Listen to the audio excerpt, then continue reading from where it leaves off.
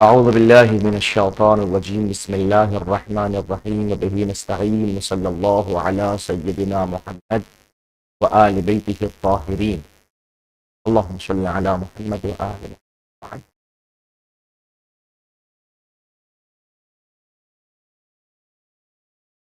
قال رسول الله صلی اللہ علیہ وآلہ وسلم تعلموا العلم. حضور فرماتے ہیں علم کو حاصل کرو، علم کو پڑھو. مولا کیوں؟ حضور کیوں؟ سرور کائنات کس لیے؟ اے رحمت للعالمین علم کے حصول کا حکم کس لیے؟ وَهُوَ أَنِيسٌ فِي الْوَحْشَةِ. یہ علم ہے، جب آپ وحشت میں ہوں تو یہ آپ کا انیس ہوتا ہے، آپ کا دوست ہوتا ہے. وَصَاحِبٌ فِي الْوَحْدَةِ. اور جب آپ تنہا ہوں، اکیلے ہوں تو یہ آپ کا بہترین دوست ہوتا ہے. وَالدَّلِيلٌ عَلَى السَّرَّاءِ وَالضَّرَّاءِ. آپ کی خوشی اور آپ کی غم میں اگر کوئی چیز آپ کے لیے بہترین رہبر ہو سکتی ہے تو اس کا نام علم ہے. علم ہی آپ کے لیے بہترین رہبر ہے، چاہے آپ کے حالات خوشی کے ہوں، چاہے آپ کے حالات غم کے. وَسِلَاحٌ عَلَى الْأَعْدَاءِ. جب آپ دشمن کے لیے کھڑے ہوں، دشمن کے سامنے آنے کے لیے آپ کو اسلحے کی ضرورت ہے. علم دشمن کے مقابلے میں آپ کا اسلحہ. فرماتے ہیں وَزَيْنٌ لِلْأَخِلَّاءِ. اور ہمارے جتنے دوست ہیں ان کے لیے باعث زینت. اگر ایک ایک جملے پر غور و فکر کیا جائے تو میں سمجھتا ہوں اتنے جملوں کی ادائیگی تحصیل علم کے لیے ہمیں مہمیز نہیں. ایک ایک جملے پہ بھی اگر ہم غور و فکر کر لیں تو تحصیل علم کے لیے وہی کفایت. سلام ہو اللہ کے رسول آپ کی ذات اقدس کے اوپر، ہمارے ماں باپ فدا ہوں آپ کی قدموں کے اوپر کہ آپ نے ایسے بہترین راستے معین فرما دیے کہ جن پر چلنے کے بعد صرف عقبہ ہی نہیں دنیا بھی سبق. اللہ کے عادل ہونے سے متعلق ہماری گفتگو چل رہی تھی، اور ہم نے کہا تھا کہ کوئی بھی انسان یا کوئی بھی نفس یا ذی روح یا اس سے بلند و بالا ذی وجود، جو بھی وجود رکھنے والا اگر کہیں ظلم کرتا ہے تو ظلم کرنے کی 4 وجوہات میں سے کوئی ایک وجہ ہو سکتی ہے. اور اس کے لیے ہم نے کہا تھا آخر میں وَكُلُّ هَذِهِ الصُّوَرُ مُحَالٌ عَلَى اللَّهِ تعالی. یہ چاروں سور، چاروں صورتیں، تمام کی تمام صورتیں اللہ سبحانہ تبارک و تعالی کے لیے محال ہے. ٹھیک ہے نا؟ اب انہوں نے اس سے آگے گفتگو شروع کی. آج جو درس ہو رہا غیر ان بعض المسلمین جوز علیہ تعالی فعل القبیح. اس کے علاوہ جو ہم نے بات کہی ہے، ہم نے کہا کہ ہم اللہ کو عادل مانتے ہیں، لیکن کچھ مسلمان ایسے ہیں، بعض مسلمان ایسے ہیں جوز علیہ، جو جائز کرتے ہیں اللہ کے اوپر کیا؟ فعل القبیح، کہ وہ قبیح کام کو، برے کام کو انجام دے سکتا ہے. جائز ہے کہ وہ برا کام کر لے. وہ قاتل کو بھی جنت میں بھیج سکتا ہے، وہ مقتول کو بجائے جہنم کے یا مظلوم کو جو فی سبیل اللہ شہید ہوا ہے اس کو جہنم میں بھیج سکتا ہے. برا کام ہے، کر سکتا ہے وہ. تقدست اسماؤہ، اللہ کی اسماء اس سے بلند و بالا ہیں، اس کے پاک و پاکیزہ ہیں. استغفر اللہ ہم ایسا نہیں کہہ سکتے. جب بھی اللہ کے لیے اس طرح کے الفاظ استعمال کرتے ہیں تو ہمیشہ اس لفظ کو استعمال کیا جاتا ہے. تقدست اسماؤہ، اللہ کے اسماء بھی بلند و بالا ہیں، پاک و پاکیزہ ہیں، تو اس کی ذات کیوں پاک و پاکیزہ نہیں ہوگی؟ یہ لفظ تعالی آتا ہے، تعالی کا مطلب بندے ہیں، تعالی کا مطلب علو، بلند. تعالی نہیں، بلند ہے. نہیں، ہم نے کہا کوئی بھی بات کہی، ہم نے کہا کہ اللہ ایک عالم ہے.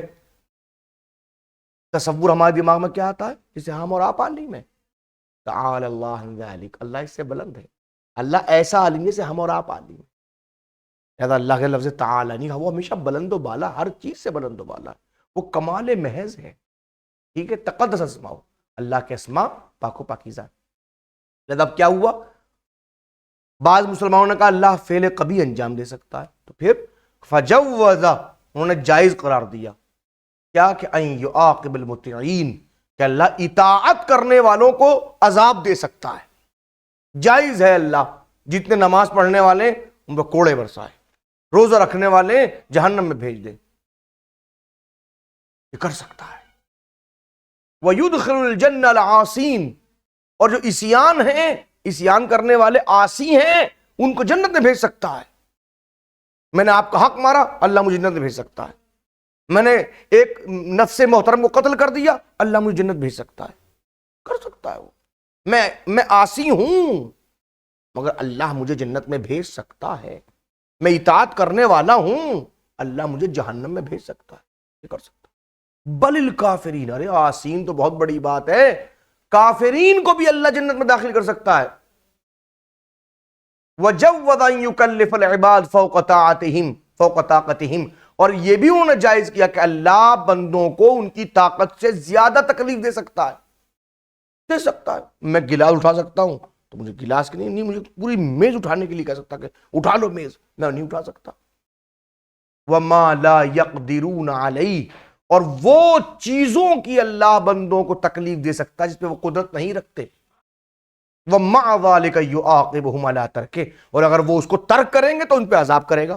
انہوں نے کہا چلو پوری یہ سیف اٹھا کے لے آؤ، بھائی میں تو نہیں اٹھا سکتا، کہ اللہ کر سکتا ہے، اور میں لے کے نہیں گیا تو اللہ مجھے عذاب کرے گا، کیوں لے کے نہیں آیا؟ وَجَوَّزَ أَن يَصْدُرَ مِنْهُ الظُّلْمُ، اور یہ بھی انہوں نے کہا کہ جائز ہے کہ اس سے ظلم صادر ہو جائے، والجور، جور صادر ہو جائے، والکذب، جھوٹ صادر ہو اس سے، والخداع، وہ دھوکہ دے لوگوں کو، دھوکہ دے سکتا اللہ میاں۔ وَأَن يَفْعَلُ الْفِعْلِ بِلَا حِکْمَةٍ وَغَرَضٍ، وہ کسی بھی کام کو بغیر حکمت اور بغیر غرض کے انجام دے سکتا، کچھ بھی کر سکتا ہے۔ وَلَا مَصْلَحَةٍ وَفَائِدَةٍ، نہ کسی مصلحت کے بغیر وہ کوئی کام کر سکتا ہے جس میں کوئی مصلحت، جس میں کوئی فائدہ نہیں وہ کر سکتا ہے۔ کیوں؟ دلیل کیا ہے؟ بحجہ، اس دلیل کی بنیاد پر کہ انہ لا یسأل عما یفعل وہم یسألون، کہ کوئی بھی اس سے جو اس نے کیا ہے اس کے متعلق سوال نہیں کر سکتا، بلکہ وہ سب سے سوال کر سکتا ہے۔ قرآن نے کہا ہے، یہ قرآن کی آیت ہے کہ وہ جو چاہے کرے، کوئی اسے نہیں پوچھ سکتا، وہ سب سے پوچھنے والا ہے، آپ تھوڑی پوچھنے والے۔ یہ جو قرآن کی ایک آیت ہے اس مفہوم کی، لہذا اس مفہوم میں وہ کچھ بھی کر سکتا ہے۔ فَرُبَّ أَمْثَالِ هَؤُلَاءِ الَّذِينَ صَوَّرُوهُ عَلَىٰ عَقِيدَتِهِمُ الْفَاسِدَةِ، اور کچھ لوگ، فَرُبَّ، کچھ، امثال، ان جیسے، کچھ لوگ ایسے بھی ہیں، هَؤُلَاءِ الَّذِينَ، ان لوگ جیسے، صَوَّرُوهُ، جنہوں نے تصویر پیش کی ہے اللہ کی، عَلَىٰ عَقِيدَتِهِمُ الْفَاسِدَةِ، اپنے فاسد عقیدے کے مطابق۔ کیسی؟ اب اللہ کی تصویر دیکھیں کیسی بن رہی ہے، یعنی کہ ان مسلمانوں جنہوں نے ابھی بیان کیا کہ اللہ فعل قبیح کر سکتا ہے، مطیعین کے اوپر عقاب نازل کر سکتا ہے، عاصین بلکہ کافرین کو جنت میں بھیج سکتا ہے، تو اب ان کے نزدیک اللہ کی تصویر کیسی بنتی ہے ان کے عقیدے کی نظروں میں؟ ایسی ہے۔ ظالم، اللہ ظالم ہے، جائر، جور کرنے والا ہے، سفیہ، بے وقوف ہے، لاعب، کھیلنے کھلواڑ کرنے والا، کھلاڑی ٹائپ کا آدمی ہے، کاذب، جھوٹا ہے، مخادع، دھوکہ دینے والا ہے، یفعل القبیح، برا کام انجام دیتا ہے، ویترک الحسن الجمیل، جو خوبصورت بہترین اچھا اس کو چھوڑ دیتا ہے۔ تعالی اللہ عن ذلک علوا کبیرا، اللہ اس سے بلند و بالا ہے، اتنا بلند ہے کہ اس کی بلندی کا تصور بھی کوئی نہیں کر سکتا، خوب باقاعدہ بلند ہے اللہ سبحانہ، اس سے بلند ہے، ایسا بالکل نہیں ہے۔ وَهَذَا هُوَ الْكُفْرُ بِعَيْنِهِ، اسی کو تو کفر کہتے ہیں، اور کفر ہے کیا؟ بعینہ، کفر اسی کا نام ہے، یہ کفر یہی ہے۔ وَقَدْ قَالَ اللَّهُ تَعَالَى فِي مُحْكَمِ كِتَابِهِ، اللہ نے اپنی محکم کتاب میں ارشاد فرمایا ہے، وَمَا اللَّهُ يُرِيدُ ظُلْمًا لِلْعِبَادِ، اللہ اپنے بندوں پر ظلم نہیں کرتا، ارادہ ظلم بھی نہیں کرتا۔ وقال، یہ بھی فرمایا، واللہ لا يحب الفساد، اللہ فساد کو پسند نہیں کرتا۔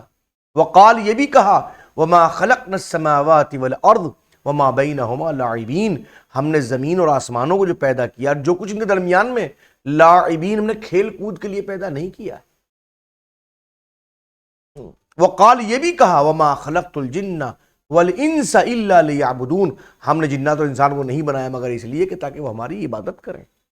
الی غیر ذلک من الآیات الکریمہ، ایسے بہت ساری آیات ہیں جو کریم آیاتیں ہیں جو موجود ہیں۔ سبحانک ما خلقت ھذا باطلا، اس سے ثابت ہوتا ہے کہ اللہ نے جو کچھ پیدا کیا ہے یہ باطل پیدا نہیں کیا، خراب پیدا نہیں کیا۔ اللہ سبحانہ و تعالی جتنا کچھ پیدا کیا ہے ان سب کا ایک ہدف ہے، ایک مقصد ہے، بغیر ہدف اور مقصد کے اللہ پیدا نہیں کرتا۔ بات واضح ہو گئی؟ وصلی اللہ علی محمد وآلہ الطاہرین۔